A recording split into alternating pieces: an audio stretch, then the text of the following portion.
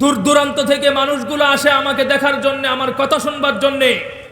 তো মানুষ যখন জমায়েত হয়, ভিড় জমায়, আমি একটা জিনিস উপলব্ধি করলাম, এই ইসলাম প্রিয় তৌহিদি জনতাগুলো তারা আমাকে দেখে এখানে আসে নয়, তারা আমার কথা শুনবার জন্য আসে না। এই প্রত্যেকটা মানুষের ভিতরে, হৃদয়ের ভিতরে অন্য আরেক মানুষের ভালোবাসা প্রজন্মিত হয়ে আছে। যেই মানুষের ভালোবাসার গ্যাপ জায়গাটাকে পূরণ করতে না পেরে এই মানুষগুলো আমার চেহারা এবং কণ্ঠের উপর ক্রাশ খেয়ে এখানে আলোচনা শুনতে আসে। কথা ঠিক না বেঠিক? যে সমস্ত মুসলিম তৌহিদি জনতা আজকে আপনারা আলোচনা শুনবার জন্য বাহিরে দাঁড়িয়ে আছেন, মেহেরবানি করে আল্লাহকে সন্তুষ্ট করার জন্য আমরা ভিতরের দিকে চলে আসি ইনশাআল্লাহ। একটু মেহেরবানি করে ভিতরের দিকে চলে আসি। আমি লম্বা কোনো আলোচনা করব না, সচরাচর ঢুকতেও পারি না সিলেটে, রাস্তাটা অনেক দূর, আসা হয় না। যেহেতু আসছি, আপনারা দোয়া করবেন আমার মুখ থেকে যেন এমন কিছু কথা বের করে যেগুলোর মাধ্যমে বক্তা নিজে আমল করতে পারে এবং যারা শুনবে তাদেরকেও যেন আল্লাহ হেদায়েতের পথ দান করে, আল্লাহ সেই তৌফিক দান করে, সকলে বলে আমিন। ইন্নাল হামদালিল্লাহ নাহমাদুহু ওয়া নাস্তাঈনুহু ওয়া নাস্তাগফিরুহু ওয়া নাউযু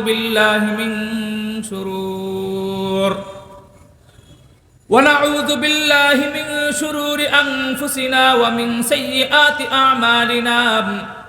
من يهده الله فلا مضل له ومن يضلله فلا هادي له ونشهد أن لا إله إلا الله وحده لا شريك له ونشهد أن سيدنا وحبيبنا وطبيب قلوبنا ومولانا محمدا عبده ورسوله.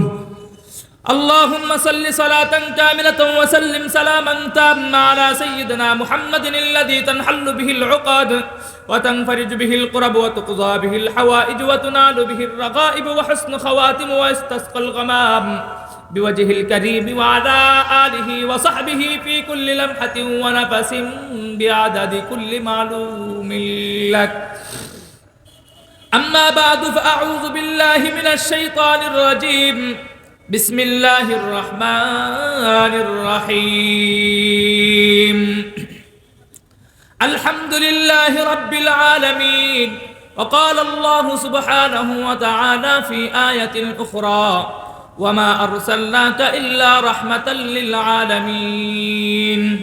وقال الله سبحانه وتعالى في آية أخرى يا أيها الذين آمنوا اتقوا الله حق تقاته ولا تموتن إلا وأنتم مسلمون.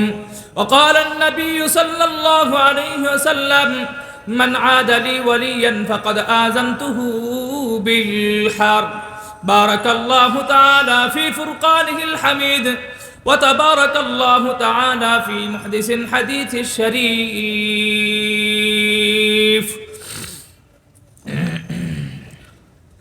সিলেট সদর মুয়াজ্জিন কল্যাণ সমিতি উদ্যোগে আয়োজিত আজকের এই ইজলাসি মাহফিলের আমন্ত্রিত সকল সভাপতিবৃন্দ, উপস্থিত আমন্ত্রিত ওলামায়ে কেরাম,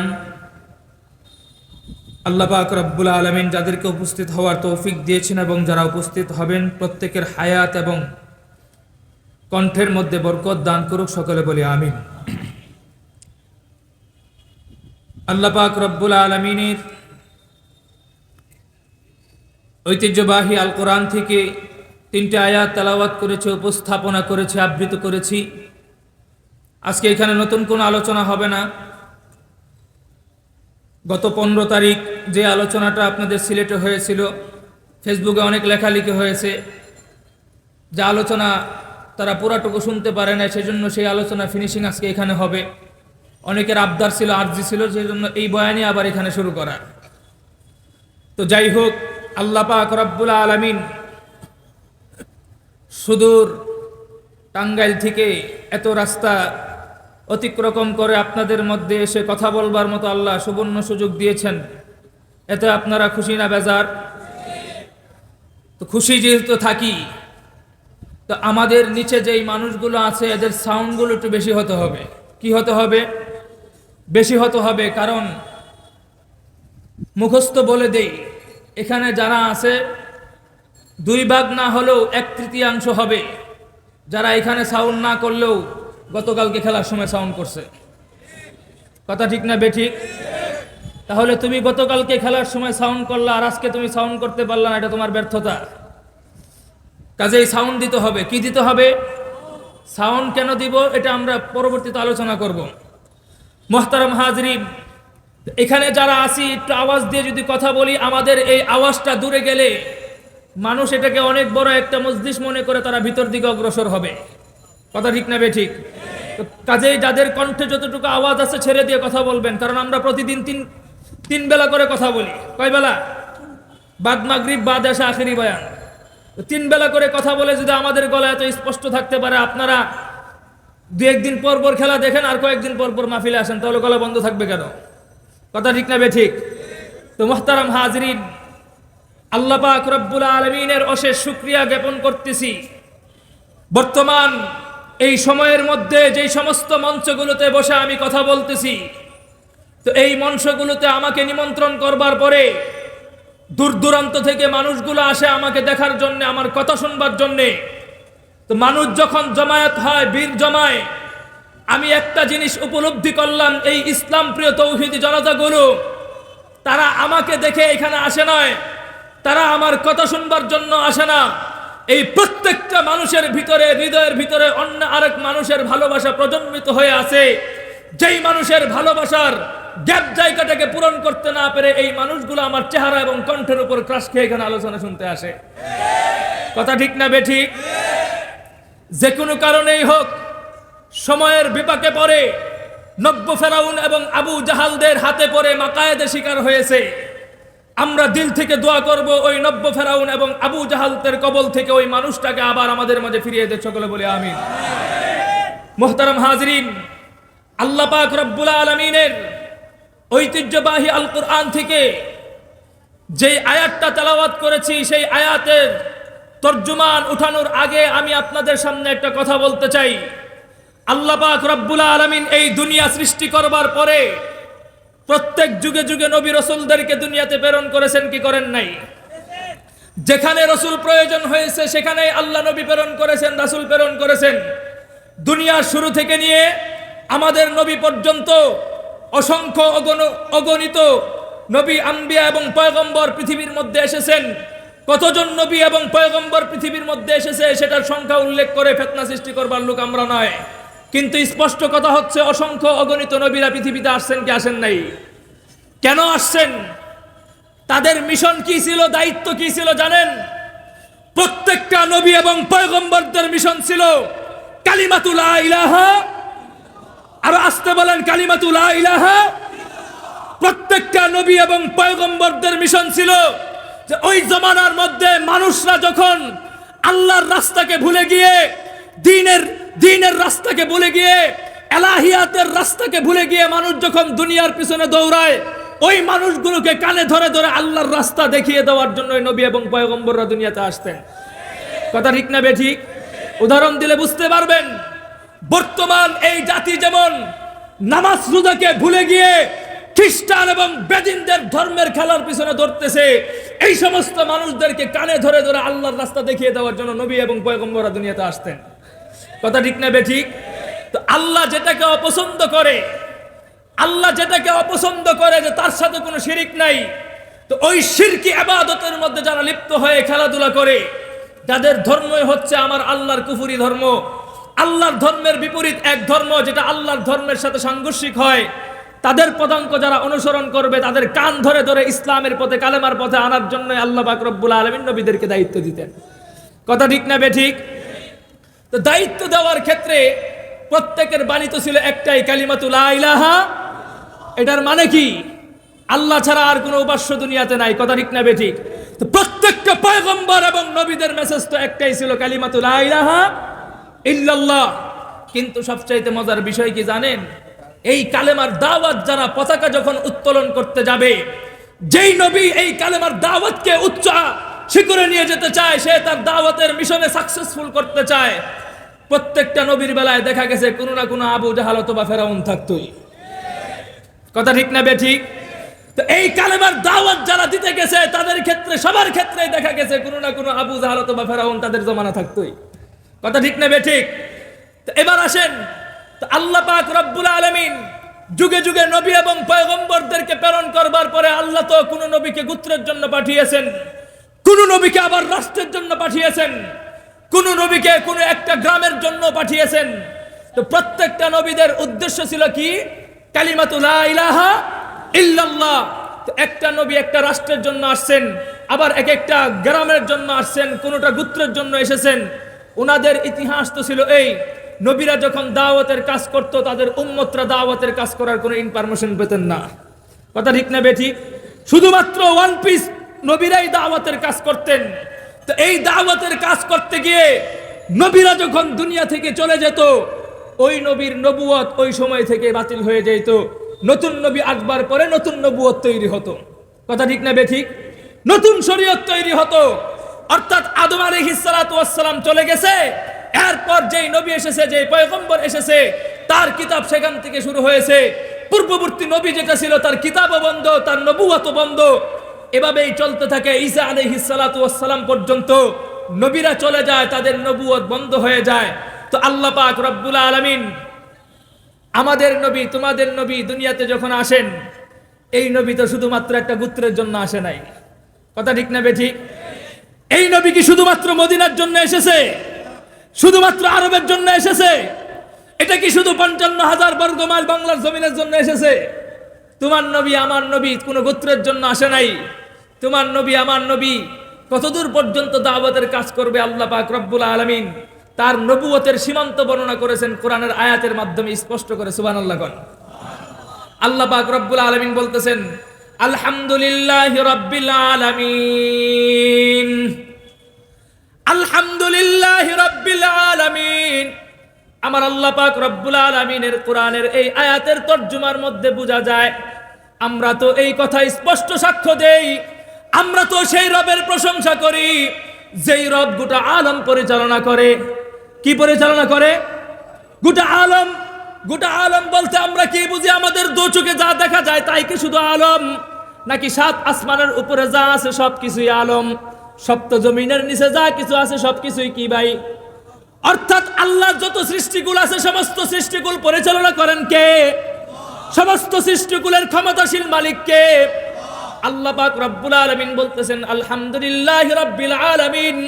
আমি আল্লাহর রুবুবিয়াতের ক্ষমতা গোটা দুনিয়ার মধ্যে চলে, গোটা আলমের মধ্যে চলে। আমি আল্লাহর হুকুম ব্যতীত গোটা দুনিয়ার মধ্যে একটা গাছের পাতা সে তার নিজস্ব শক্তি দিয়ে লড়বার মতো, দুঃসাহস করার মতো তার কোনো শক্তি নাই। কথা ঠিক না বেঠিক? কথাটা এটা বুঝাতে চেয়েছি। আল্লাহ পাক রব্বুল আলামিন তার নিজের ক্ষমতার পরিচয় দিয়েছেন। অর্থাৎ আল্লাহ পাক রব্বুল আলামিনের শক্তি চলে, মঙ্গল গ্রহে চলে, সূর্য গ্রহে চলে, সব জায়গায় পৃথিবীর আনাচে কানাচে এমন কোনো জায়গা নাই যেই জায়গাটা আমার আল্লাহর হুকুম ছাড়া চলে। কথা ঠিক না বেঠিক? তো আল্লাহ নিজের ক্ষেত্রে একটা শব্দ ব্যবহার করেছে, আলম। কি ভাই? সবাই বলে কি শব্দ? আলম। আলহামদুলিল্লাহি রাব্বিল আলামিন। আমার আল্লাহ গোটা আলমের পরিচালনাকারী। তো আল্লাহ নিজের ক্ষেত্রে যেখানে আলম ব্যবহার করেছেন, তিনি তার পেয়ারা হাবিব নবী মুহাম্মদুর রাসূলুল্লাহ সাল্লাল্লাহু আলাইহি ওয়াসাল্লামের নবুয়তের শক্তি বর্ণনা করতে গিয়ে কথা স্পষ্ট বলে দিয়েছেন, ওয়ামা আরসালনাকা ইল্লা রাহমাতাল লিল আলামিন। আগের আয়াতের দিকে লক্ষ্য করলে দ্বিতীয় আয়াতের তরজমা স্পষ্ট বোঝা যায় যে আমি আল্লাহর ক্ষমতার দূর যত দূর পর্যন্ত, আমার নবী পয়গম্বরের নবুয়তের দূর তত দূর পর্যন্ত। কথা ঠিক না বেঠিক? আমার ক্ষমতা যেহেতু গোটা আলমের মধ্যে, আমার নবীর নবুয়ত চলবে গোটা আলমের মধ্যে, পৃথিবীর কেউ এটাকে ঠেকাতে পারবে না। কথা ঠিক না বেঠিক? শুধু এটাই নয়, শুধু এটাই নয়, তোমার নবীকে আমার নবীকে শুধুমাত্র মানব জাতির নবী হিসাবে তৈরি করা হয় নাই। তোমার নবী আমার নবী তো এমন একজন নবী যিনি তোমারও নবী, জিনেরও নবী, দানবেরও নবী, সমস্ত মাখলুকাতের নবী। হাদিসের কিতাবগুলো খুলো, শুধু তিনি নবী তো নয়, সমস্ত পয়গম্বরদের পয়গম্বর, তিনি সর্দার সাইয়্যিদুল আম্বিয়া, তিনি তো সমস্ত নবীদেরও নবী। কথা ঠিক না বেঠিক? মুহতারাম হাজিরিন, তো আল্লাহ পাক রব্বুল আলামিন তিনাকে এত বড় মর্যাদা দিয়েছেন। তো দোস্ত, এই কথা বলার পরে আল্লাহ, এটা আমরা তো স্পষ্ট বুঝতে পারি, আমার আল্লাহর নবীর এই কালেমার মিশন শুধুমাত্র মিশরের ভিতরে সীমাবদ্ধ থাকবে না। আল্লাহর নবীর এই কালেমার মিশন শুধুমাত্র আরবের ভিতরে সীমাবদ্ধ থাকবে না। আল্লাহর নবীর এই কালেমার মিশন 55,000 বর্গ মাইলের ভিতরে সীমাবদ্ধ থাকবে না। খোদা কি কসম, ইতিহাস সাক্ষী, এই কালেমার পতাকার দাওয়াত নিয়ে উম্মতের উলামায়ে কেরাম পথ করে এক একটা পথের দিকে ছুটবে, কিন্তু ইতিহাস আমাদেরকে এই কথা বলে, এই আলেম সমাজের বিরোধিতা করে কালেমার পতাকাকে যারা দাবিয়ে দেওয়ার জন্য চেষ্টা করবে, ইতিহাস সাক্ষী ইসলাম বিদ্বেষী চক্রগুলো জাতির সামনে তারা লজ্জিত এবং ঘৃণিত হয়ে দাঁড়িয়ে থাকে। পক্ষান্তরে ইসলামের পক্ষে যারা কথা বলে, ইসলামের পক্ষে যারা নিজেদের জীবনকে বিলিয়ে দেয়, এই জাতি এবং আগামী প্রজন্ম জাতি কিয়ামত পর্যন্ত সেই মানুষগুলোর নামগুলোকে স্বর্ণাক্ষরে স্মরণ করে। কথা ঠিক না বেঠিক? মুহতারাম হাজিরিন, ইতিহাস আমি দূরে যাব না, আবু হানিফার ইতিহাস টানবো না, ইমাম আহমদ ইবনে হাম্বলের ইতিহাসও টানবো না, আমি নতুন ইতিহাস তোমাদেরকে একটা শোনাই।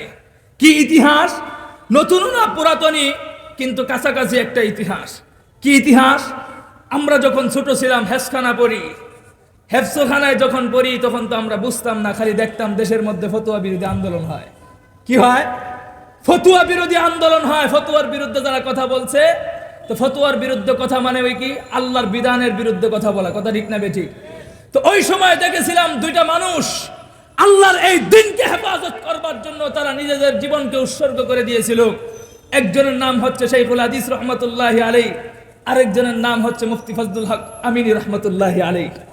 আল্লাহ পাক রব্বুল আলামিন উভয় শায়েখের কবরকে জান্নাতের বাগিচা বানায় দেখ, সকলে বলে আমিন। তো মুহতারাম হাজিরিন, ওনারা যখন এই বাতিল বিরোধী আন্দোলন করার পরে ওনারাও তো দুনিয়া থেকে চলে গেছে, কিন্তু একটা জিনিস চিন্তা করে দেখেন, যারা ফতোয়া বিরোধী আন্দোলনে যারা ভূমিকা পালন করেছিল আজও পর্যন্ত জাতি তাদেরকে ঘৃণার দৃষ্টিতে দেখে। কিন্তু শাইখুল হাদিস আর আল্লামা মুফতি ফজলুল হক আমিনীর নাম মানুষ আজও পর্যন্ত স্মরণ স্মরণ করে। কথা ঠিক না বেঠিক? শুধু তাই নয়, মুফতি ফজলুল হক আমিনী রহমতুল্লাহি আলাইহি যখন দুনিয়া থেকে চলে গেলেন, বাংলাদেশের উলামায়ে কেরাম তৌহিদি জনতা দিশেহারা হয়ে হাঁ করে তাকিয়ে আছে। এখন তো আমাদের কোনো মুরব্বী নাই, সাইয়্যিদুল আম্বিয়া, সমস্ত নবীদের নবী, যেই নবীর জন্য কুল কায়নাতের মাখলুকাত পর্যন্ত কান্না করত, সেই নবীর ইজ্জত নিয়ে যখন কুস্তুকি করা হলো, তখন উম্মতের উলামায়ে কেরাম সহ ইমানদাররা শুধু তাকিয়েছিল, এখন আর আমাদের রাহবার হবে কে? কিন্তু এমন একজন মানুষ আল্লাহ পাক রব্বুল আলামিন উত্তর দক্ষিণ পূর্ব অঞ্চল থেকে দাঁড় করিয়ে দিয়েছিলেন, যেই মানুষটা কোনোদিন মাউতের সামনে এসে হাঁ করে কথা বলে নাই। সেই মানুষটা শুধু একটা শব্দ বলেছিল, আল্লাহর নবীর ইজ্জত হেফাজতের জন্য আমি আহমদ শফী জীবন বিলিয়ে দিব। একটা কথা বলার দ্বারা আল্লাহ পাক রব্বুল আলামিন কি করেছেন? হাটাজারির মুহতামিম আছে একজন মানুষ সবাই জানতো, কিন্তু আহমদ শফীকে এটা জানতো না। কিন্তু একটা শব্দ নবীর পক্ষে কথা বলবার কারণে আল্লাহ পাক রব্বুল আলামিন আহমদ শফী থেকে শাইখুল ইসলামের নাম রূপান্তর করে দিয়েছে। কথা ঠিক না বেঠিক? মুহতারাম হাজিরিন, তো যেই কথাটা বলতে চাই, কিন্তু যারা আল্লাহর নবীর দুশ্মনী করে, যারা আল্লাহর নবীকে গালি দিয়েছিল, যারা শাহবাগ চক্র তৈরি করেছিল, তাদের নাম বংশ সব কিছু মানুষ আজ ভুলে গিয়েছে। কিন্তু আল্লামা আহমদ শফী রহমতুল্লাহি আলাইহির নাম ওই সমস্ত জাতি শত্রুর দলেরা এখনো সন্ধ্যাক্ষর পর্যন্ত স্মরণ করে। কথা ঠিক না বেঠিক? মুহতারাম হাজিরিন, সব মিলে পরিশেষে আমরা কি বুঝতে পারি? এখন অনেকের মনে আসতে পারে যে হুজুর, আমাদের অনেক উলামায়ে কেরামদেরকে তো নিয়ে নির্যাতন করা হইতেছে, এ নিয়ে টেনশন করবার কোনো কারণ নাই, কারণ এটা আমাদের পালাক্রমে সবারই আসে, এটা একটা ইমানি পরীক্ষা। কি ভাই? ইমানি পরীক্ষা। কারণ যাদেরকে নির্যাতন করা হচ্ছে এরা আমার আল্লাহর নবীর সাহাবীর চাইতে কেউ বড় নয়। কথা ঠিক না বেঠিক? আর শাইখুল হাদিস ইবনে শাইখুল হাদিসের মঞ্চ দখল করবে, আল্লাহ পরীক্ষা ছাড়া এই মঞ্চে বসাবে, সেটা হতেই পারে না। কথা ঠিক না বেঠিক? শাইখুল হাদিস ইবনে শাইখুল হাদিসের এই মঞ্চ দখল করবে, আর আল্লাহ পরীক্ষা ছাড়া তাকে এই মঞ্চে বসাবে, সেটা কখনো হতে পারে না। তার কারণ হচ্ছে আগামী প্রজন্ম, আমাদের সন্তান আর নাতিনক্কররা তাকে শাইখুল হাদিস হিসেবে অনুসরণ করবে। কথা ঠিক না বেঠিক? কাজেই দুশ্চিন্তা করবার কোনো কারণ নেই। হতে পারে আল্লাহ পাক রব্বুল আলামিন তার এই পরীক্ষার মাধ্যমে শাইখুল হাদিসের যে ইজ্জত ছিল তার চেয়ে বড় চেয়ার আল্লাহ পাক রব্বুল আলামিন তাকে দান করতে পারেন। কথা ঠিক না বেঠিক? কাজেই টেনশন করবার কোনো কারণ নাই। কারণ ইতিহাস খুঁজবেন, পিছনের ইতিহাসগুলো দেখবেন, ইসলামের বিদ্বেষী যারা ছিল, ইসলামকে নিয়ে যারা চক্র করত, তাদেরকে মানুষ আজ ভুলে গিয়েছে, তাদেরকে কেউ স্মরণ করে না। কথা ঠিক না বেঠিক? তা আমি যেই কথাটা বলতেছিলাম, আল্লাহর নবীর নবুয়ত চলবে কতদূর পর্যন্ত? আল্লাহর ক্ষমতা যতদূর পর্যন্ত, আমার নবীর নবুয়ত চলবে ততদূর পর্যন্ত। কথা ঠিক না বেঠিক? তো এই নবুয়ত চলাকালীন যদি মাঝখানে এসে 21 শতাব্দীর মধ্যে এসে যদি কোনো গাঁজাখোর বলতে চায় যে আমাদেরও শেষ নবী আরেকটা আছে, কথা ঠিক না বেঠিক? কোনো গাঁজাখোর যদি এই কথা বলতে চায় যে আমাদেরও শেষ নবী আছে, বেটা তোরা দাবি করতে পারিস, তবে এই কথা মনে রাখিস, তোদের ওই নবী আমাদের মুহাম্মদের খাঁটি একজন উম্মতের জুতার বাড়ি খাওয়ারও যোগ্য নয়। কথা ঠিক না বেঠিক? মুহতারাম হাজিরিন, তো যেই কথাটা বলতে চাই, আল্লাহ পাক রব্বুল আলামিন তিনি তার প্যারা হাবিবের নবুয়তের কালেমার এই কথাটা বর্ণনা করলেন, কিয়ামত পর্যন্ত এই কালেমার পতাকা থাকবে, কিন্তু কালেমার বিরুদ্ধে যারা করবে তাদের বংশ নির্বংশ হয়ে যাবে। কালেমার পক্ষে যারা কথা বলবে আল্লাহ তাদের ইজ্জতকে কিয়ামত পর্যন্ত বাড়িয়ে দিবে। কথা ঠিক না বেঠিক? তো মুহতারাম হাজিরিন, তো প্রত্যেক যুগে নবীদেরকে প্রেরণ করবার পর আল্লাহ পাক রব্বুল আলামিন যেই কিতাবগুলো দিয়েছিলেন, এটা তো একটা রাষ্ট্রের কিতাব ছিল, একটা গোত্রের কিতাব ছিল, কিন্তু তোমার জন্য আমার জন্য যে আল কোরআনের ব্যবস্থা করেছে, এটা কি শুধু রাষ্ট্রের জন্য বা কোনো গোত্রের জন্য নির্ধারণ করা হয়েছে? এটা কোনো গোত্রের জন্য না, এটা গোটা আলমের জন্য নির্ধারণ করা হয়েছে। কথা ঠিক না বেঠিক? তো মুহতারাম হাজিরিন, যেই কথাটা বলতে চাই, আল্লাহ পাক রব্বুল আলামিন এই নবীদেরকে প্রেরণ করবার পরে এক একটা নবী চলে গেছে, তাদের নবুয়ত বাতিল হয়ে গেছে, তাহলে বোঝা গেল ওনাদের শরীয়ত ওইখানে শেষ হয়ে গেছে। আমার নবী, তোমার নবী পয়গম্বর পৃথিবীর মধ্যে আগমন করবার পরে আল্লাহ স্পষ্ট কোরআনের মধ্যে ঘোষণা করে দিলেন, ইন্নাদ-দীনা ইনদাল্লাহিল ইসলাম, ইন্নাদ-দীনা ইনদাল্লাহিল ইসলাম। আমার আল্লাহ পাক রব্বুল আলামিন স্পষ্ট ঘোষণা করে দিয়েছে, হে দুনিয়ার মানব সম্প্রদায়, আমি আল্লাহর কাছে একমাত্র মনোনীত এবং পছন্দনীয় একটা ধর্মের নাম হচ্ছে ইসলাম। কি ধর্ম ভাই? ইসলাম আমার আল্লাহর কাছে সবচাইতে প্রিয়। এই কথা বলার উদ্দেশ্য হচ্ছে, বিগত যত ধর্ম ছিল সবকিছু আল্লাহ কি করেছেন? রহিত করে দিয়েছেন। কথা ঠিক না বেঠিক? এখন 21 শতাব্দীর মধ্যে কোনো একটা ইয়াং সোসাইটি যুবক এসে যদি বলে যে হুজুর, কোরআনের সব কথা থেকে আমরা সমাধান নিতে পারবো না, আমাদের বিজ্ঞান আছে, আমাদের দর্শন আছে, বিভিন্ন যুক্তি আছে, তুমি যদি ওই যুক্তির মাধ্যমে আল্লাহর কোরআনকে মাইনাস করে যদি তুমি চলবার চেষ্টা করো, তাহলে মনে রাখতে হবে তুমি সম্পূর্ণ ভেজাল মুক্ত মুসলমান নয়। কথা ঠিক না বেঠিক? একটা কথা বুঝেন, দোকানদার চিনেন? দোকানদার কাকে বলা হয়? যেই ব্যক্তির একটা মাল চাওয়ার আগে সে রেট সহ অনুমান করে দিয়ে দিতে পারে, তাকে দোকানদার বলা হয়। একটা মাল চাওয়ার পরে সে যদি পণ্য দেখে 3 ঘন্টা সময় নেয় একটা জিনিস বিক্রি করার জন্য, আরে কেউ দোকানের দায়িত্ব দিবে? তার কারণ কি? দোকানওয়ালা হওয়ার জন্য, দোকানদার হওয়ার জন্য তোমার পরিপূর্ণ যোগ্যতা লাগবে। কাজেই মুসলমানের ঘরে জন্ম হয়েছে বলে তুমি মুসলিম হয়ে যাবে, বিষয়টা এমন নয়। মুসলমানদের কার্যক্রমী যোগ্যতা তোমার সম্পূর্ণ থাকতে হবে, তখন তুমি পরিপূর্ণ মুসলিম হবে। কথা ঠিক না বেঠিক? তো মুহতারাম হাজিরিন, এই ইসলাম ধর্মকে আল্লাহ পাক রব্বুল আলামিন মনোনীত করেছেন। এটার দ্বারা উদ্দেশ্য হচ্ছে বিগত যত ধর্ম আছে সবকিছু আল্লাহ কি করেছেন? রহিত করে দিয়েছেন। এখন যদি এই 21 শতাব্দীর মধ্যে কোনো ব্যক্তি যদি শরীয়তে কোনো সমস্যার মধ্যে পড়ে যায়, তখন তার জীবন রক্ষা করার জন্য সে তার কোন পথে তার জীবন যাপন করবে? অন্য কোন আসমানি কিতাব না আল কোরআন? কোন কিতাব? আল কোরআন। তুমি যদি বর্তমান যুগে নিজেকে পরিপূর্ণ ইসলাম এবং মুমিন দাবি করতে চাও, মুসলিম দাবি করতে চাও, তাহলে তোমার জন্য শর্ত হচ্ছে কোরআন এবং হাদিসের পথে চলা। কথা ঠিক না বেঠিক? এখন যদি কেউ এসে বলে যে হুজুর আমি কোরআন থেকে সব সমাধান নিতে পারবো না, আমার বিজ্ঞান আছে, দর্শন আছে, তাহলে তোমাকে আমি একটা জিনিস যুক্তি দিয়ে বুঝাই। আপনারা ধরে নেন আপনাদের সিলেট অঞ্চল থেকে 2 শ্রেণীর গাড়ি চলে। কয় শ্রেণীর? কথা বলেন, কয় শ্রেণীর? 2 শ্রেণীর। এক শ্রেণীর গাড়ি চলে সিলেট থেকে সরাসরি ঢাকা চলে যায়, গাবতলী পড়ছে, যায় কি যায় না? আরেক শ্রেণীর গাড়ি হচ্ছে সিলেট থেকে আপনার হবিগঞ্জ পর্যন্ত যায় বা মাধবপুর পর্যন্ত যায়, এরকম টাইপের বাস। আচ্ছা বলুন তো দেখি, হবিগঞ্জ পর্যন্ত যেই বাসটা যায়, হবিগঞ্জ পর্যন্ত যেই বাসটা যায় আর ঢাকা যেই বাস যায়, 2 গাড়ির মান কি এক? 2 গাড়ির মান এক। একটার নাম লোকাল বাস, আরেকটার নাম কি বাস? অন্তনগরের বাস, ডাইরেক্ট বাস। কথা ঠিক না বেঠিক?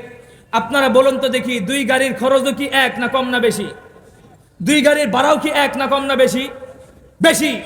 এবার আমি আপনাদেরকে বলি, আপনাদের সিলেটের একই মালিকের 2টা গাড়ি, একই মালিকের 2টা গাড়ি, তো 2টা গাড়ি নিয়ন্ত্রণ করতে গিয়ে সে যদি সকালবেলা একটা গাড়ির মধ্যে যেই গাড়িটা ঢাকায় যাবে ওরে যদি হবিগঞ্জের তেল ভরে দেয়, এই গাড়িটা কি কোনোদিন ঢাকায় যাবে না হবিগঞ্জে বন্ধ হয়ে যাবে?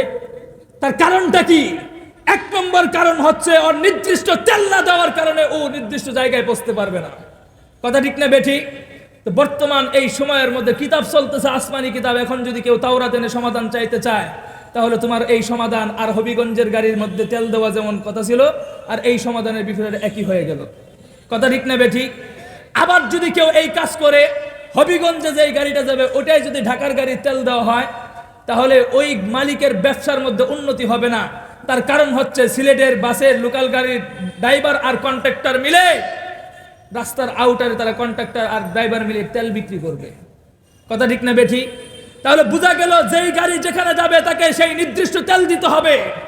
এখন কথা বুঝেন ভালো করে, আপনাদের সিলেট শহর থেকে একটা মানুষ সে ঢাকা গাবতলী যাবে। কোথায় যাবে?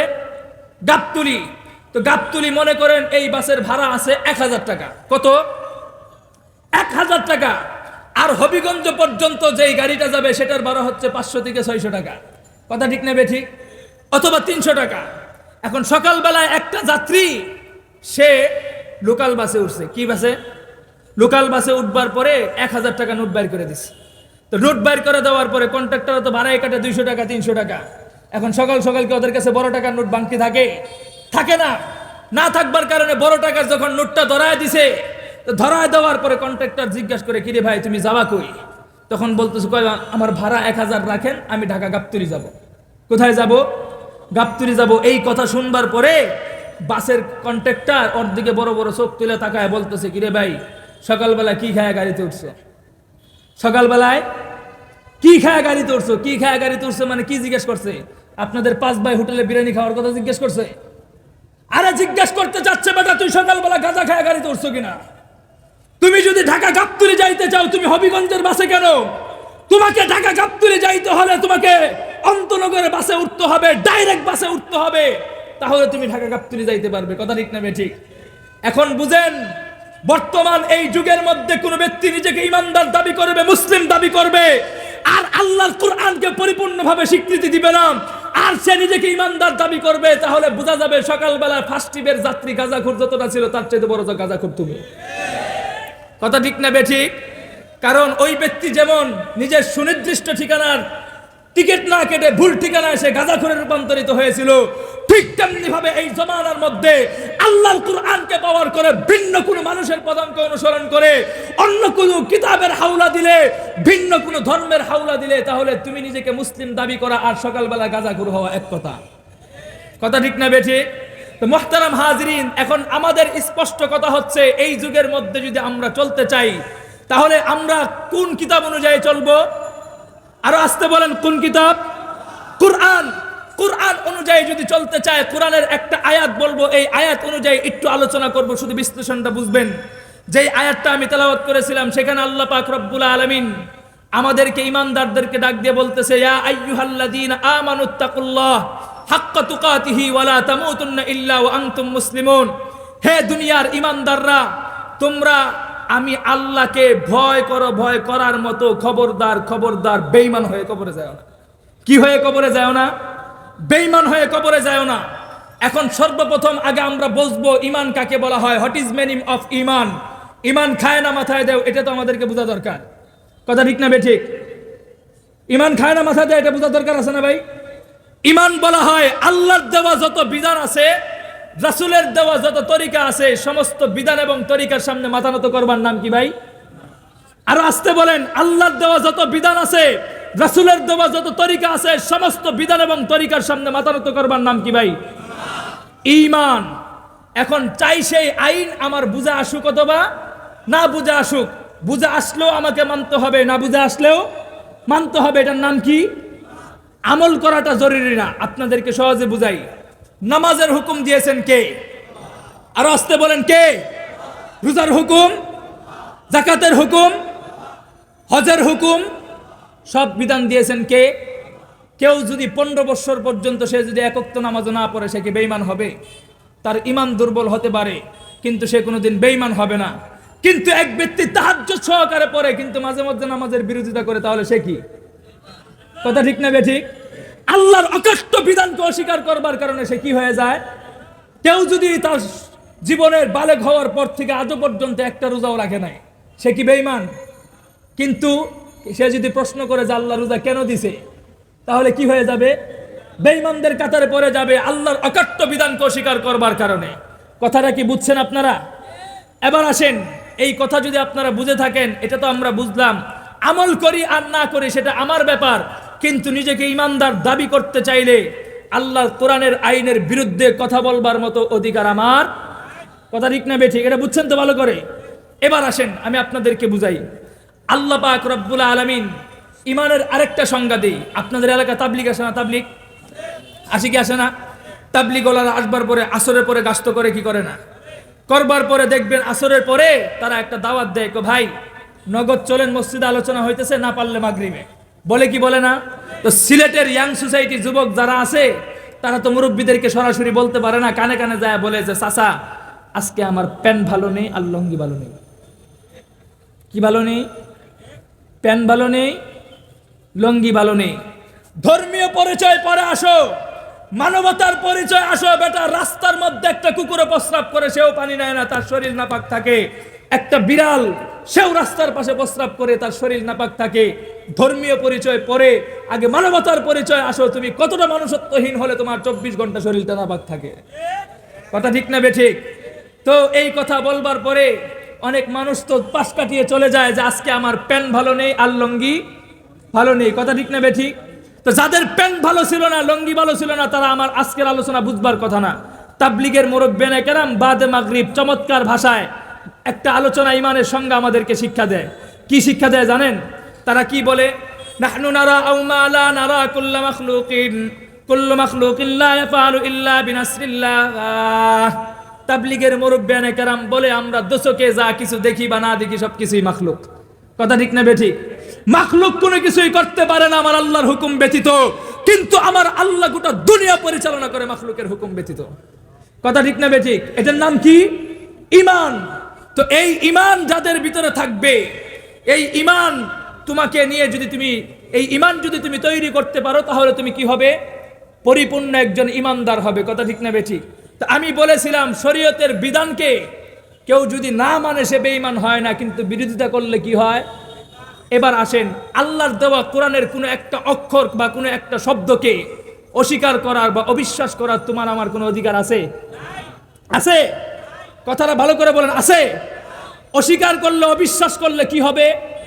কথাটা ভালো করে বুঝেন। আপনারাই বলতেছেন, আবার আপনারাই জবাব দিয়েন। অবিশ্বাস এবং আল্লাহর কোন কোরআনের আয়াতকে যদি কেউ ঘৃণা করে, সে কি মুসলমান থাকতে পারে? আল্লাহ পাক রব্বুল আলামিন কোরআনের একটি আয়াতের মধ্যে স্পষ্ট ঘোষণা করতেছেন। তর্জমার ভাবমূর্তি আলোচনাটা আমি আগে বলি। আল্লাহ আমাদেরকে বুঝাতে যাচ্ছেন, হে দুনিয়ার মানব সম্প্রদায়, তোমাদের মধ্যে এমন একটা জাতি আছে, যেই জাতিটা হচ্ছে তোমাদের মধ্যে হতে এমন একটা জাতি আমি আল্লাহ পাক রব্বুল আলামিন তৈরি করে দিয়েছি, যেই জাতিটা হচ্ছে তোমাদের মধ্যে হতে সবচাইতে উৎকৃষ্ট এবং দামি জাতি। কি জাতি? কথাটা একটু ভালো করে বুঝেন। তোমাদের মধ্যে হতে এমন একটা জাতি আছে, যেই জাতিটা তোমাদের মধ্যে হতে সর্ব উত্তম এবং উৎকৃষ্ট। সেই জাতিটার নাম হচ্ছে আলেম সমাজ। কি সমাজ? এই কথার মেসেজ দেওয়ার জন্য এখানে আসছি। কি সমাজ? তোমাদের মধ্যে হতে এমন একটা জাতি আছে, যেই জাতিটা তোমাদের কাছে সর্ব উৎকৃষ্ট এবং সর্বসম্মানিত। সেই জাতিটার নাম হচ্ছে আলেম সমাজ। কি সমাজ? আরো আসতে বলেন, কি সমাজ? আরো আসতে বলেন, কি সমাজ?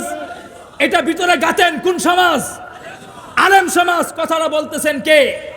এখন কোরআনের আয়াত বুঝেন। আল্লাহ বলতেছেন, ইন্নামা ইয়াখশাল্লাহা মিন ইবাদিহিল উলামা। ইন্নামা ইয়াখশাল্লাহা মিন ইবাদিহিল উলামা। আল্লাহর কোরআনের আয়াতের তর্জমা হচ্ছে এই, পৃথিবীর মধ্যে এমন একটা জাতি আছে, যেই জাতিটা আল্লাহকে বেশি ভয় করে। আর আল্লাহকে যেই জাতি বেশি ভয় করে, আল্লাহর কাছেই হচ্ছে তারা সবচাইতে বড় দামি মানুষ।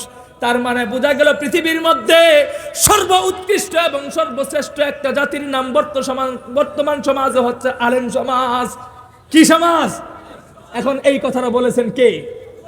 আরো আসতে বলেন, কে? গোত্র দাও হলে হইতে পারে তোমার কোন আলেমকে তোমার ব্যক্তিগত কারণে পছন্দ না হতে পারে, কিন্তু তুমি যদি নিজেকে পরিপূর্ণ ইমানদার দাবি করতে চাও, মুসলিম হিসাবে কোন আলেমের বিরুদ্ধে বিশুদ্ধার করবার তুমি ইমানদারের কোনো অধিকার নাই। কথা ঠিক না বেঠিক? কথা বললে এখন মুরব্বীরা কষ্ট পাবেন। আই এম সরি, কষ্ট পেলেও আমি আপনাদের কাছে অগ্রিম ক্ষমা চাচ্ছি, কিন্তু কথাটা বলা আমাকে সুযোগ দেন। এখানে যারা বয়স্ক মুরব্বীরা আছেন, আমার বয়স একেবারেই কম, আমার বয়স একেবারেই কম। এই অল্প বয়সে কথাটা বলাটাও বেমানান হচ্ছে, কিন্তু তারপরও বলছি উম্মতের উপকারার্থে।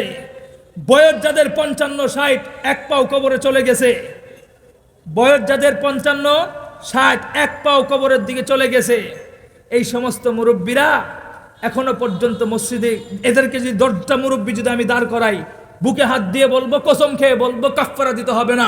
10টা মুরব্বী দাঁড় করাবো, 8টা মুরব্বী থাকবে, তারা সূরা ফাতিহা এবং ইখলাস শুদ্ধ করে পড়তে পারে না।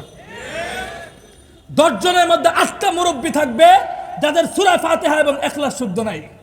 কথা ঠিক না বেঠিক? কিন্তু এই সমস্ত মুরব্বিয়ানে কেরামরা, ওনারা সূরা ইখলাস শুদ্ধ না করলেও কোন শুক্রবারে ইমাম সাহেব ছিল না সেটার প্রতি হিসাব তারা পরের শুক্রবারে উঠায়। কোন বৃহস্পতিবারে মুয়াজ্জিন বাড়িতে গিয়েছিল সেটা তার জুমার পরে ভালো করে মনে হয়। কথা ঠিক না বেঠিক? এটা আপনাদের সমাজে হয় কি হয় না? ইমাম সাহেবদেরকে বাস দেন, দিতে থাকেন, সমস্যা নাই, কিন্তু দেওয়ার আগে নিজের ব্যাপারে একটু হিসাব করেন। আপনাদের এলাকাতে দেখবেন যুবক পোলাপান্ডা স্কুলে পড়ে না, স্কুলে কলেজে পড়বার পরে একটা সময় দেয় খাবারের জন্য, ওটাকে কি বলা হয়? টিফিন দেওয়া হয় কিনা? তো টিফিন দেওয়ার সময় ছেলে মেয়ে দুইটা দুই দিক থেকে একসাথে হয়। রাস্তা দিয়ে হাঁটবার সময় দেখবেন অক্কাস আলী রাস্তা দিয়ে যাওয়ার সময় সুমাইয়ার সাথে ক্রাশ খায়। কি খায়? এটা যুবকরা একটু ভালো করে বুঝবার কথা। কার সাথে ক্রাশ খায়? সুমাইয়ার সাথে ক্রাশ খায়। তো ওয়াক্কাস আলী সুমাইয়ার সাথে ক্রাশ খাওয়ার পরে তার আরেক বন্ধুকে বলে, কিরে আমি তো এই রাস্তা দিয়ে যাওয়ার সময় সুমাইয়ার সাথে ক্রাশ খাইছি। তো ক্রাশ খাওয়ার পরে যুবকরা একটু ক্রাশ খাওয়ার সময় চিন্তা ভাবনা করে ক্রাশ খায়ও, কারণ তুমি যেটাকে ক্রাশ ভাবতেছো আল্লাহর নবী সেটাকে চোখের জিনা বলেছে। হাদিসের ভাষ্য অনুযায়ী বলা হয়েছে, দুনিয়াতে যেই সমস্ত যুবকরা ক্রাশ খাবে এই সমস্ত যুবকদেরকে আল্লাহ পাক রব্বুল আলামিন কিয়ামতের ময়দানে চোখের মধ্যে গরম সীসা ঢাইলা তাদেরকে শাস্তি দেওয়া হবে। কাজে ক্রাশ খাওয়ার সময় চিন্তা ভাবনা করে ক্রাশ খায়ও। আমি যেই কথাটা বুঝাইতে চাইছি, ক্রাশ খাওয়ার পরে একটা যুবকের সাথে একটা মেয়ের নতুন নতুন সম্পর্ক হয় কি হয় না? হওয়ার পরে দেখবেন ওই ছেলেটা মেয়ের সাথে সম্পর্ক গাঢ় করবার জন্য, সম্পর্ক দৃঢ় করবার জন্য সে চেষ্টা করে ওই মেয়ের সাথে বিশুদ্ধ ভাষায় কথা বলার জন্য। কথা ঠিক না বেঠিক? তার ভাষাকে যত শালীন করতে পারে, একান্ত না পারলে বাংলার সাথে ইংরেজি সিরা মিক্স করে। কথা ঠিক না বেঠিক? কেন? তার সম্পর্ক ঠিক রাখবার জন্যে। কথাটা একটা যৌক্তিক আলোকে আনলাম আপনাদের সামনে। হ্যাঁ যুবক ভাইরা, মুরব্বীদেরকে কথা বলতেছি, এই জন্য তোমরা এটা ভাইবো না তোমাদের সূরা ফাতিহা আর ইখলাস শুদ্ধ আছে। তোমাদেরকে একটা প্রশ্ন করতে চাই, দুনিয়ার একটা অবৈধ নারীর প্রেমের ভালোবাসাকে সাকসেস করবার জন্য যদি তোর বাংলা ভাষা বিশুদ্ধ করতে হয়, আর তুমি যখন নামাজের মধ্যে দাঁড়িয়ে দুনিয়ার সমস্ত ক্ষমতাশীল মালিক রব্বে কারিমের সাথে দাঁড়িয়ে দাঁড়িয়ে যখন তুমি পিরেত মারাবে, আর তখন তুমি সেই প্রেম এবং ভালোবাসা করতে গিয়ে তোমার সূরা ফাতিহা অশুদ্ধ থাকবে আর সূরা ইখলাস অশুদ্ধ থাকবে, আমার আল্লাহ তোমার তেলাওয়াত শুনে নামাজ কবুল করবে, তুমি ধারণা করলা কি করে? কথা ঠিক না বেঠে? মুহতারাম হাজরিন, কাজেই আপনাদেরকে একটা অনুরোধ করি, ইমাম সাহেব আর মুয়াজ্জিনকে বাস না দিয়ে তাদের কাছ থেকে সূরা ফাতিহা আর ইখলাস শুদ্ধ করার চেষ্টা করেন। ঠিকলে কি হবে? আল্লাহর নবী এটা ভালো করেই জানতেন, আপনারা যে একটা কোরআন শরীফ খতম করে পড়ার মতো যোগ্যতা আপনাদের হবে না। সেজন্য আল্লাহর নবী আপনাদের জন্য সহজ করে গিয়েছেন, বলে দিয়েছেন এই যুগের উম্মতেরা তারা যদি আল্লাহর কোরআনের সূরা ইখলাসটাকে যদি বিশুদ্ধ করে কেউ একবার পাঠ করে, আমার আল্লাহ তাকে 10 পারা কোরআন পড়ার সওয়াব দান করবে।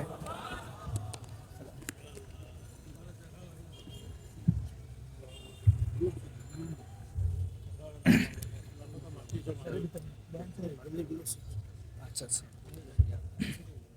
জোরে বসাই দেন। জি মুহতারাম হাজরিন, তো যেই কথাটা বলতেছিলাম, ইমাম সাহেব আর মুয়াজ্জিনদেরকে বাস না দিয়ে নিজের সূরা ফাতিহা এবং সূরা ইখলাসটাকে শুদ্ধ করো, তোমার জীবনে মুক্তির পথ হবে। কথা ঠিক না বেঠিক?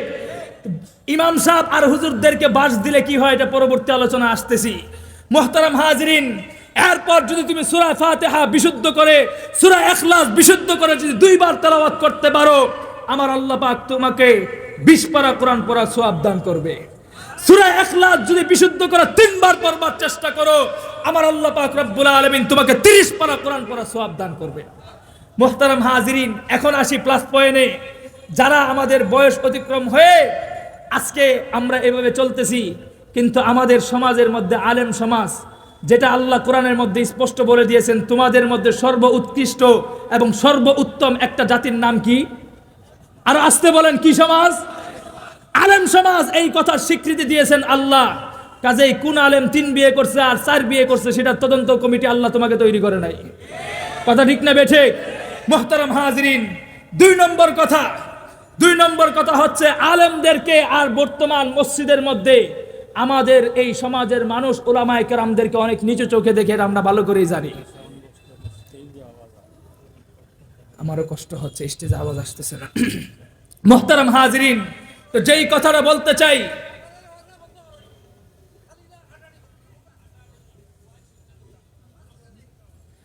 মুহতারাম হাজিরিন, যেই কথাটা বলতেছিলাম যে আমাদের এই সমাজের মধ্যে উলামায়ে কেরামদেরকে অনেক নিচু করে দেখা হয়।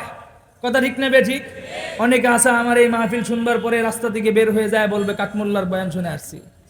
আছে কি নাই? আমি জানি আছে।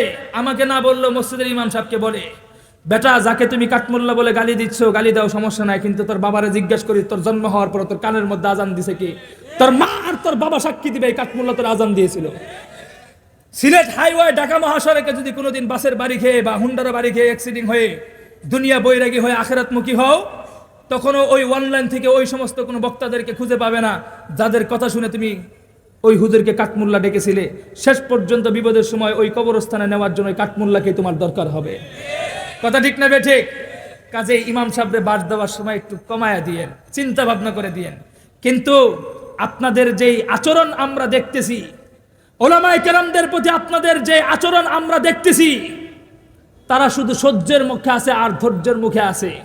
কিন্তু এই সমস্ত উলামায়ে কেরাম যদি ধৈর্যের বাঁধ ভেঙে যায়, খোদার কসম খেয়ে বলতে পারি, এক একটা মুয়াজ্জিন এই মসজিদের মুয়াজ্জিনের খাদেমগিরি না করে ওরা পাশে আর একটা দোকান চালাইলে মাসে 30 থেকে 35 হাজার টাকা জালমুড়ি বিক্রি করতে পারবে।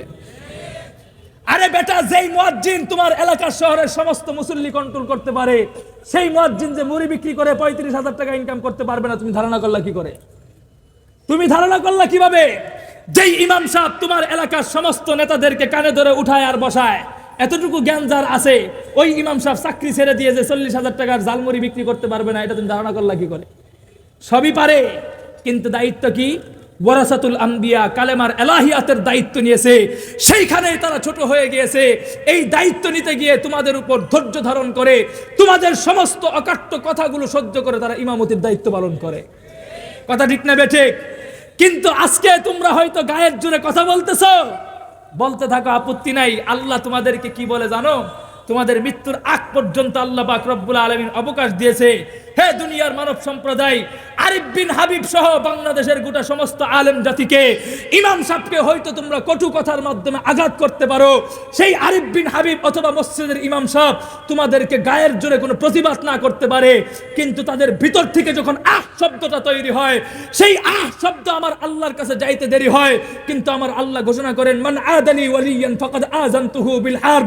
যারাই আমার ইমাম সাহেবদের বিরুদ্ধে কথা বলেছে, যারা আমার আলেমদের বিরুদ্ধে কথা বলেছে, তাদেরকে হয়তো আমি আল্লাহ পাক রব্বুল আলামিন নগদ কিছু বলতেছি না, কিন্তু বেটা মৃত্যুবরণ করে দেখ, তোর হাত পাও ভেঙে কিভাবে কুড়িয়ে দিতে হয়, আমি আল্লাহ সেইভাবে ফেরেশতা নিয়োজিত করতেছি। কথা ঠিক না বেঠিক?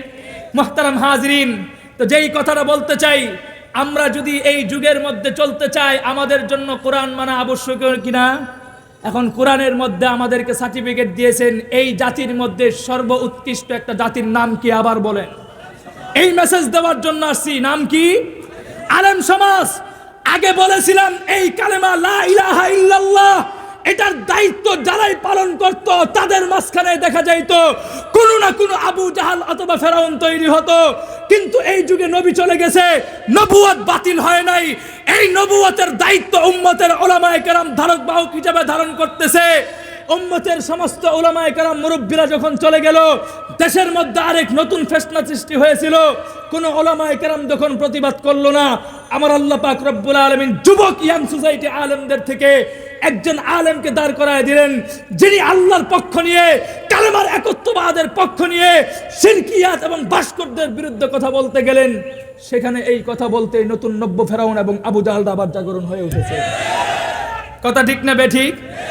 জাগরণ হলেও কোনো লাভ নাই। ওনাকে আল্লাহ যেই পরীক্ষা করাইতেছে, এটাই আমরা ওদের ভবিষ্যৎ করি। শাইখুল হাদিস এর মঞ্চের চাইতে বড় মঞ্চ তিনি দখল করবেন। কথা ঠিক না বেঠিক? আল্লাহ পাক রব্বুল আলামিন সেই আশা কবুল করুক, সকলে বলে আমিন। 2 নম্বর কথা, আলেমদের সাথে বেয়াদবি করলে কি হয়? আলেমদের সাথে বেয়াদবি করলে কি হয়? আল্লাহ তো স্বয়ং নেই, কিন্তু আমাদের অনেক সময় কি জানেন, অনেক নসিহত আমরা শুনি ঠিক, কিন্তু আমাদের মাথায় ধরে না। আমরা বিশ্বাস করি কিন্তু মাথায় ধরে না। আছে না ভাই? অনেকে আছে জান্নাত জাহান্নাম সবকিছু বিশ্বাস করে, কিন্তু মাথায় কি করে না? ধরে না। হয় কি হয় না? তো আমাদেরকে যে আল্লাহ পাক রব্বুল আলামিন কিয়ামতের ময়দানে এই আলেমদের বিরুদ্ধচারণ করবার কারণে কবরের মধ্যে যে শাস্তি দিবে, এটাকে আমরা বিশ্বাস করি। এখন এই কবরের শাস্তিটা কতটুকু হবে? আজকে আমাদের মোবাইলের মধ্যে ন্যাংটা ব্লু ফিলিং আর টিকটক দেখবার কারণে জাহান্নামের এই আলোচনাগুলো শুনলে আমাদের কলিজা পরিবর্তন হয় না, দিল পরিবর্তন হয় না। কথা ঠিক না বেঠিক? আমি আপনাদেরকে ছোট্ট একটা দৃষ্টান্ত দিয়ে বুঝাই।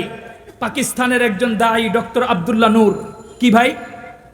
ডক্টর আব্দুল্লাহ নূর একজন দায়ী, অনেক বড় তাবলিগের সাথী ছিলেন। উনি একবার গাছতে বের হয়েছে সাথীদেরকে নিয়ে, জামাত নিয়ে। তো বের হওয়ার পরে তাবলিগওয়ালারা দেখবেন মসজিদে যাওয়ার পরে প্রথমত 2 শ্রেণীর গাছ করে। কয় শ্রেণীর? 2 শ্রেণীর। এলাকার মধ্যে খুঁজে সর্বপ্রথম আমলের বড়কে, 2 নম্বর কথা হচ্ছে কাজের বড়কে। আমলের বড় মানে হচ্ছে আলেম সমাজ, আর হচ্ছে কাজের বড় মানে যারা 3 চিল্লা আর সাল লাগাইছে। কথা ঠিক না বেঠিক? এই 2 শ্রেণীর মানুষদেরকে ডেকে ডেকে মসজিদের মধ্যে একত্রিত করে। তো একত্রিত করে তারপর যখন রাস্তা দিয়ে হাঁটে মানুষদেরকে দাওয়াত দেয়, ভাই আমরা জামাত আসছিলাম, গেলে ভালো হয়, তালিম হচ্ছে। তো কিছু কিছু যুবকদেরকে পাওয়ার পরে তারা আর বলে নাই যে আমাদের প্যান ভালো না আর লঙ্গি ভালো না, তারা বলছে আমাদের প্যান এবং লঙ্গি ভালো আছে, আমরা উজু করে আসতেছি। কথা বুঝছেন? তো এই বলে যখন মসজিদের দিকে রওনা হলো, সবাই তালিমে বসছে। তো বসার পরে তালিমের ভিতরে হঠাৎ করে এক কবরে আযাবের ঘটনা চলে আসছে। তো কবরে আযাবের ঘটনা যখন চলে আসলো, চলে আসবার পরে একজন যুবক মাঝখান থেকে দাঁড়িয়ে বলতেছে, ডক্টর আব্দুল্লাহ নূর সাহেব, আপনারা কি শুধু কবরে আযাবগুলো কোরআন হাদিস দেখে দেখে পড়েন আর বলেন আর আমরা শুনি? বাস্তব এটাই হয়, কিন্তু আমি এমন এক যুবক, যেই যুবক নিজের চোখে কবরে আযাব দেখেছি। আরো আসতে বলেন আল্লাহু আকবার। আমি নিজে কবরের আযাব দেখেছি। এই কথা বলবার পরে মুতাকাল্লিম আব্দুল্লাহ নূর, তার চেহারার রং বিভিন্ন হয়ে গেল। বলতেছে, ভাই তুমি কি বলতে চাও? তুমি সামনে এসে কথা বলো, আমি তোমার এই ঘটনা শুনতে চাই। তখন ওই সাথীটা সামনে এসে কথা বলতে শুরু করলো। বলতেছে, কয় আজীব এক ঘটনা। কোনো এক সময়ে পাকিস্তানের আমি সেনা কমান্ডার ছিলাম।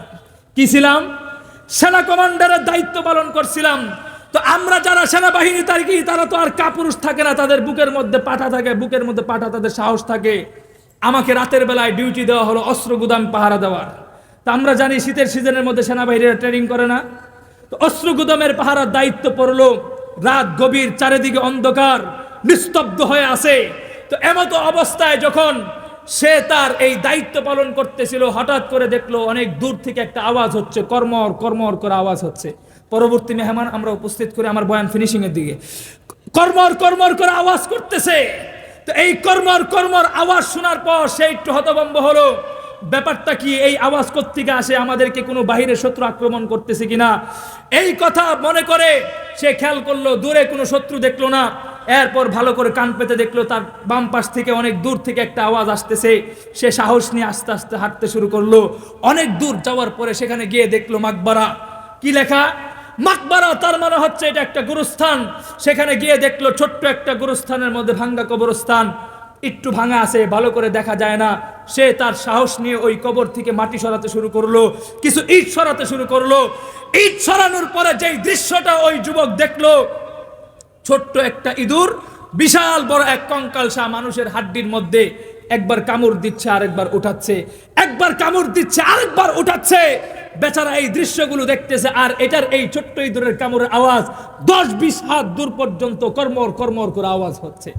মুহতারাম হাজিরিন, তো এই ঘটনা দেখার পর্যন্ত সে সুস্থ, কিন্তু কথা হচ্ছে এই বেচারা যখন লাইট মারলো, এই লাইটটা যখন ইঁদুরের চোখে গিয়ে পড়লো, বেচারা নিজে বলতেছে এই ইঁদুর যখন আমার দিকে মুখ করলো, আমার দিকে তাকাইলো, ছোট্ট ইঁদুরের দুটি নীল চক্ষু বিশিষ্ট চোখ যখন আমার দিকে আসলো, হুজুর আমাদের বুকের মধ্যে সাহসের পাটা থাকে, আমি তখন দেখলাম এর চাহনি দেখে আমার কলিজাটা ছিঁড়ে মনে হয় পেটের মধ্যে ঝুলে গিয়েছে। আমার শরীরে আর কোনো টেম্পারেচার নাই, শক্তি নাই। আমি তাকিয়ে দেখলাম আমার শরীরের প্রত্যেকটা পশমের গুড়ায় গুড়ায় পানি চলে আসছে। আমি নিজের শক্তি দিয়ে দৌড় দিব, এতটুকু শক্তি আমার শরীরের মধ্যে নাই। কি করব বুঝতে পারতেছি না। কোনো মতো নিজের জীবন রক্ষা করবার জন্য উল্টা দিকে মুভ করলাম। অনেক দূর চলবার পর্যন্ত পিছন দিকে তাকিয়ে দেখলাম, মুভ করার পরে দেখি ছোট ইঁদুরটা আমার পিছু নিয়েছে। ছোট ইঁদুরটা যখন আমার পিছু নিয়েছে, আমি তো ভয়ে আতঙ্ক হয়ে আরো শেষ হয়ে গেলাম। দৌড়াতে শুরু করলাম, দৌড়াতে গিয়ে কোনো কিলকেনারা পাইলাম না নিজের জীবন রক্ষা করবার জন্য। মুহতারাম হাজিরিন, এই জীবন রক্ষা করতে গিয়ে যখন কুলকিনারা খুঁজে না পাইলাম, তখন দেখলাম সামনে এক অনেক বড় খাল এবং নদ পড়ে আছে। সেই নদের এক মাথা থেকে আরেক মাথা পর্যন্ত পানি দেখা যায় না। সেই পানির মধ্যে দৌড়ায় নামার চেষ্টা করলাম। পানির মধ্যে নামার পরে হাঁটু পানি পর্যন্ত যখন নামলাম, আমি শীতে কনকনে থরথর করে কাঁপতে শুরু করলাম। শীতের সিজন ছিল। কিন্তু দোস্ত, তোমাদেরকে যেই কথাটা বুঝাতে চাই, আমি যখন পানিতে নামলাম, ইঁদুর তো আর পানিতে নামতে পারে না। ওর রাগের মাথায় মাথা টকবক টকবক করতেছে। এখন সে কি করবে? সে আমাকে আক্রমণ করতে না পেরে রাগের মাথায় তার সেই ছোট্ট ইঁদুরের ঠুটটা পানির মধ্যে একটু চুবিয়ে দিছে। চুবিয়ে দেওয়ার পরে কি হলো হুজুর, আপনাদের বিশ্বাস নাও হতে পারে, আমি দেখলাম খালের এক মাথা থেকে অপর মাথা পর্যন্ত যেখানে পানি দেখা যায় না, সেই খালের এক মাথা থেকে অপর মাথা পর্যন্ত ঠান্ডা এই বরফ পানিগুলো উত্তপ্ত হয়ে গরম হয়ে ফুটন্ত হয়ে ওই পানিগুলো টকবক টকবক করতে শুরু করে দিয়েছে। মুহতারাম হাজিরিন, বেচারা বলতেছে আমি শুধু এক মাথা থেকে আরেক মাথা তাকালাম, সমস্ত পানিগুলো ঠান্ডা ছিল। এই ঠান্ডা পানিটা এত বিষ ছিল ইঁদুরের ঠুটের মধ্যে, যেই বিষের কারণে খালের এক মাথা থেকে অপর মাথা পর্যন্ত সমস্ত পানি গরম হয়ে গরমে উত্তাপ হয়ে টকবক করতে শুরু করে দিয়েছে। আমি সেনা আর সেখানে টিকতে পারলাম না। আমি আমার জীবন রক্ষা করবার জন্য উপরের দিকে চলে আসলাম। বলতেছে হুজুর, আমার কথা এতক্ষণ হয়তো আপনাদের বিশ্বাস নাও হতে পারে, কিন্তু আমি আমার পায়ের টাকনু থেকে হাঁটু পর্যন্ত কাপড়টা উঠিয়ে আমি আপনাদেরকে দেখাচ্ছি। আমার এই পায়ের টাকনু থেকে হাঁটু পর্যন্ত ওই যে পানিতে নেমেছিলাম, সেই পানির গরম তাপে যে গুস্তগুলো খোলে পড়ে গিয়েছিল, আজও পর্যন্ত পাকিস্তানের কোনো ডাক্তার এবং কোনো চিকিৎসাবিদের মাধ্যমে আমার এই গুস্তগুলো আর তৈরি করতে পারি নাই। মুহতারাম হাজিরিন, তো যেই কথাটা বলতে চাচ্ছি, যেই আল্লাহ তোমাকে আমাকে না বুঝায়া এই দুনিয়াতে পাঠিয়েছেন, তুমি আসবে কিভাবে সেটা তুমি জানতে না, সেই আল্লাহ আমাকে বলতেছে কবরে নিবে, মিনহা খালাকনাকুম ওয়া ফিহা নুঈদুকুম ওয়া মিনহা নুখরিজুকুম তারাতান উখরা। বেটা, তুমি সিলেটের দুনিয়াতে আসবে, কোন জায়গায় খাবে না খাবে তুমি কোনো কিছুই জানতে না। আমার আল্লাহ তোমাকে সৃষ্টি করেছে, এটা তো তুমি মানো। যেই আল্লাহ সৃষ্টি করেছে সেই আল্লাহ বলতেছে ওয়া ফিহা নুঈদুকুম, বেটা আমি আল্লাহ তোকে কবরস্থানে নিব। তোর শাস্তি তোর মাথায় ধরুক আর না ধরুক, তোর পাপের কারণে আমি আল্লাহ শাস্তি দেব। কথা ঠিক না বেঠিক? ওয়ামিনহা নুখরিজুকুম তারাতান উখরা, আমি আল্লাহ পাক রব্বুল আলামিন তোমাকে কিয়ামতের ময়দানে আবার উত্তোলন করব। তো মুহতারাম হাজিরিন, যেই কথাটা বুঝতে পারলাম যে আমাদের উলামায়ে কেরামদের সাথে বিদ্বেষী করলে আমরা হয়তো আমাদের এই জীবনটা সাধারণ দুনিয়ায় বেঁচে যাইতে পারি, কিন্তু খোদা কি কসম, আমাদের মৃত্যুর পরে আমাদেরকে আমার আল্লাহ পাক রব্বুল আলামিন ছাড় দিবেন না। কথা ঠিক না বেঠিক? মুহতারাম হাজিরিন, আমি আর লম্বা আলোচনা করব না, মেহমান এসে গেছেন। মুহতারাম হাজিরিন, তো যেই কথাটা বলতে চাই, আমাদের সর্বোপরি কথা হচ্ছে একটাই, যে আমাদের ঈমান যদি আমরা রক্ষা করতে চাই, কোরআন অনুযায়ী চলতে হবে। কথা ঠিক না বেঠিক? তো কোরআনের মধ্যে আল্লাহ পাক রব্বুল আলামিন একটা জাতিকে সম্মান দিয়েছেন, ইজ্জত দিয়েছেন। সেই জাতিটার নাম কি? আবার বলেন, এই যে ভুলে গেছে, কি সমাজ? আলেম সমাজ। এই আলেম সমাজ তোমাদেরকে হাতে পায়ে ধরে জাহান্নামের পথে ডাকবে, দুনিয়ামুখী মানুষগুলোকে আল্লাহমুখী করবে। এই সমস্ত উলামায়ে কেরামদেরকে যদি যথাযথ মূল্যায়ন না দেওয়া হয়, মিডিয়া কারণে আমরা কথা বলতে ভয় পাই। এখন আমি কথাটা বলি, ভয় থাকলেও কি বলার, এটা বলে দিতে হয়। আমরা উলামায়ে কেরাম যদি তোমাদের এই সমাজের আধ্যাত্মিক যেই দায়িত্বগুলো আছে, এগুলো যদি উলামায়ে কেরাম বহন না করে, তোমাদের ভবিষ্যৎ প্রজন্ম, সূর্য সন্তানগুলো, ছেলেগুলো আগামী দিনের কিং খান হবে আর মেয়েগুলো সানি লিওন হবে। কথা মনে রেখো এটা। ওলামায়ে কেরামদেরকে যথা উপযুক্ত মর্যাদা না দিলে, এই ওলামায়ে কেরাম যদি তালিম দিয়ে সমাজের মধ্যে না বেরায়, তোমাদের ছেলে সন্তানগুলো এরকমই হবে। কথা ঠিক না বেঠিক? কাজেই আল্লাহ পাক রব্বুল আলামিন আমার এই ছোট মুখের মাধ্যমে যেই কথাগুলো আপনাদের সামনে বলেছি, আল্লাহর কাছে প্রথমে আরজি পেশ করবো, আল্লাহ গো আমার এই ছোট্ট জবান থেকে যা বের হয়েছে ভুল ভ্রান্তি হলে আল্লাহ যেন ক্ষমা করে দেয়, এবং আপনাদের সামনে যেই সমস্ত